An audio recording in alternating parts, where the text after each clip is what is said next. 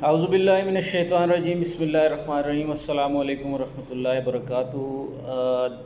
اس وقت جو مارکیٹ جو ہے ریئل اسٹیٹ کی، اس میں کچھ چیزیں نئی آئی ہیں جو چینج ہوئی ہیں، اس کی وجہ سے لوگ پریشان ہیں۔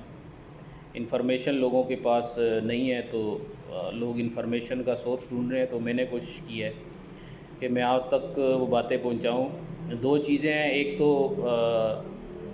جو ڈی سی ویلیو کے وجہ سے جو لوگوں کی پریشانی ہے کہ ڈی سی ویلیو کیا بنی ہے کسی چیز کی، اور دوسرا جو ہے وہ ریئل اسٹیٹ بزنس کے ساتھ گورنمنٹ کی نئی پالیسی کیا ہے یا وہ کیا کرنے جا رہی ہے۔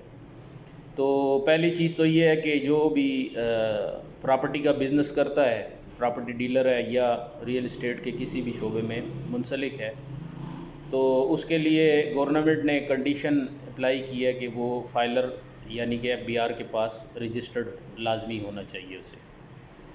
تو جو نان فائلر حضرات ہیں ان کو فائلر ہونا پڑے گا۔ اس طرح یہ ہوگا کہ جتنی بھی ریئل اسٹیٹ کی اکانومی ہے ہماری، وہ ڈاکومنٹڈ ہوگی۔ اور یہ کنڈیشن جو تھی وہ ایف اے ٹی ایف کی طرف سے لاسٹ کنڈیشن تھی، جیسے آپ نے نیوز میں سنا ہوگا۔ اور اس کے علاوہ جو ہے دوسری جو شرط ہے وہ بیسیکلی جو آئی ایم ایف ہے اس نے اپلائی کی ہے کہ آپ جو ہے وہ پراپرٹی کے اوپر ڈی سی ویلیو کو ختم کریں اور ایکچوئل ویلیو لگا کے اس کے اوپر ٹیکس لیں۔ تو گورنمنٹ نے جو کیا ہے اس میں جو اینڈ ریزلٹ نکل رہا ہے وہ یہ ہے کہ 5 مرلہ کا جو آپ پلاٹ لیتے ہیں، اگر آپ نان فائلر ہیں تو اس کے اوپر پہلے ود ہولڈنگ ٹیکس 25,000 روپے تھا، ابھی وہ بڑھا کے 90,000 ہو گیا ہے۔ اور اگر آپ جو ہیں فائلر ہیں تو وہ ٹیکس آپ کو آدھا پڑے گا 5 مرلہ پہ، یعنی آپ کو 45,000 دینا پڑے گا۔ اور دوسری جو چیز ہے، اگر 10 مرلہ کا آپ پلاٹ لیتے ہیں تو اگر آپ نان فائلر ہیں تو آپ کو 1,80,000 روپے ٹیکس پڑے گا، جو پہلے 50,000 تھا۔ اور اگر آپ فائلر ہیں تو آپ کو اس کا آدھا ٹیکس پڑے گا، یعنی کہ 90,000۔ تو یہ جو ہے انہوں نے ٹیکس کی مد میں، ود ہولڈنگ ٹیکس کی مد میں جو ہے تو اضافہ کیا ہے۔ بہت سارے لوگ پریشان تھے، وہ سوچ رہے تھے کہ یہ مارکیٹ میں کیا بات ہوگی، کس طرح ہوگا۔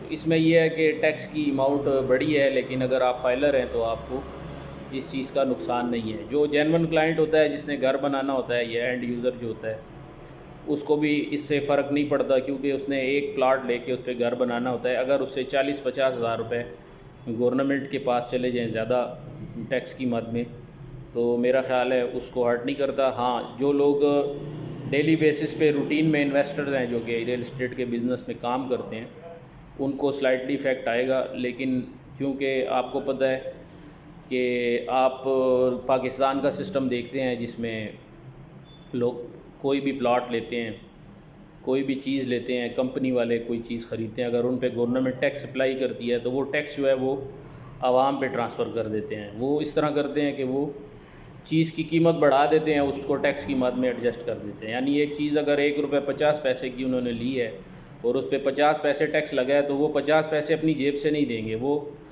2 روپے جو ہے وہ اس کی قیمت کر دیتے ہیں، اور ٹیکس جو ہے وہ عوام کے اوپر منتقل ہو جاتا ہے۔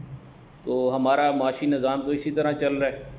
تو باقی یہ ہے کہ یہی ایک سلائڈ چینج ہے اس میں، جو ود ہولڈنگ ٹیکس ہے وہ بڑھ گیا ہے اور اس میں کافی زیادہ اضافہ ہوا ہے۔ لیکن اگر آپ دیکھیں تو ٹیکس تو دینا جو ہے وہ ہمارے فرائض میں شامل ہے۔ اگر ہم ایک ملک میں رہتے ہیں، جیسے آپ اوورسیز پاکستانی ہیں بہت سارے، وہ وہاں پہ بہت زیادہ ٹیکسز دیتے ہیں، اور ان کو جو ہے وہ گورنمنٹ فیسلٹیز بھی دیتی ہے۔ تو ابھی ہمارے تو ملک میں یہ ہے کہ بات ذرا سی سیاسی ہو جائے گی کہ ٹیکسز لوگ دیتے ہیں، لیکن یہ سرکاری سطح پہ کوئی کسی قسم کی سہولت نہیں ہے۔ لیکن امید کرتے ہیں کہ نظام اللہ تعالیٰ بہتر کر دے گا، اور امید پہ ہی دنیا قائم ہے۔ باقی یہ ہے کہ اس میں کوئی بھی ایسی چیز نہیں ہے جو کہ ہرٹفل ہو یا کسی کے کاروبار میں رکاوٹ بنے۔ ہاں، اگر آپ انلیگل کوئی کام کرتے ہیں تو آپ کے لیے مسائل ہو سکتے ہیں۔ اگر جو لوگ لیگل لوگ ہیں اور لیگل بزنس کرتے ہیں، وائٹ منی ہے ان کے پاس، وہ ایک یا دو پلاٹ خریدتے بیچتے ہیں تو ان کو جو ہے وہ کسی قسم کی پریشانی نہیں ہوگی۔ بیسیکلی اگر کوئی بندہ ٹیکس دیتا ہے، اکثر میں نے دیکھا ہے جو لوگ وائٹ منی رکھتے ہیں اوورسیز پاکستانی ہیں، ان کو تو ویسے ہی ایگزیمپشنز ہوتی ہیں بہت ساری، اور جو وائٹ منی رکھتے ہیں وہ ٹیکس دینے سے نہیں ڈرتے ہیں۔ باقی جو بھی اگر اس میں کوئی مزید اپڈیٹ آتی ہے میں آپ کو اپڈیٹ کروں گا۔ تو یہ ایک چھوٹی سی ویڈیو تھی آپ کی رہنمائی کے لیے۔ آپ ہمیں اور پاکستان کو اپنی خصوصی دعاؤں میں یاد رکھیے گا۔ اللہ تعالیٰ آپ کا حامی و ناصر ہو۔ پاکستان کے ساتھ جو لوگ اوورسیز پاکستانی ہیں، منسلک ہیں اور ملک سے باہر ہیں، اللہ تعالیٰ ان کے مال اور جان کی حفاظت کرے، اور اندرون ملک اور بیرون ملک تمام پاکستانیوں کے رزق میں برکت عطا فرمائے۔ ہمیں اپنی خصوصی دعاؤں میں یاد رکھیے گا۔ فی امان اللہ۔ السلام علیکم۔